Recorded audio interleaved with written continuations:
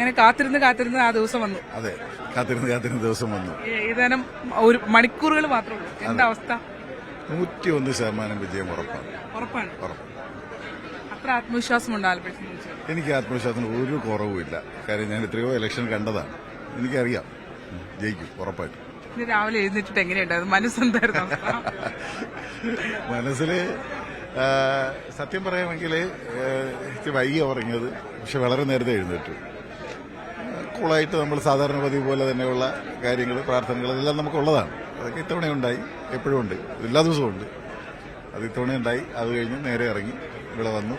Counting ഏജന്റുമാരെ എല്ലാം യാത്രയാക്കാനുള്ള അവിടെ ഭക്ഷണമൊക്കെ എടുപ്പാണ്. അത് കഴിച്ചു, അവർ നീങ്ങി.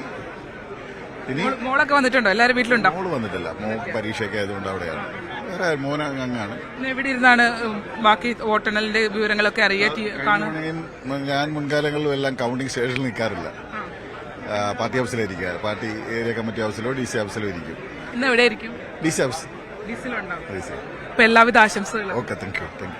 അതാണ് അദ്ദേഹം പറയുന്നത്. DC ഓഫീസിലായിരിക്കും ഇരുന്ന് ബാക്കിയുള്ള ഇലക്ഷന്റെ തുടർ വിവരങ്ങൾ അറിയുക എന്നുള്ളതാണ്. കൌണ്ടിംഗ് സ്റ്റേഷനിലാണ് LDF സ്ഥാനാർത്ഥി AM ആരിഫ് എത്തിയിരിക്കുന്നത്. അതിനുശേഷം അദ്ദേഹം DC ഓഫീസിലേക്ക് പോകും. അവിടെ ഇരുന്ന് മറ്റു പാർട്ടി നേതാക്കൾക്കൊപ്പമായിരിക്കും തെരഞ്ഞെടുപ്പിന്റെ വിവരങ്ങൾ അറിയുക.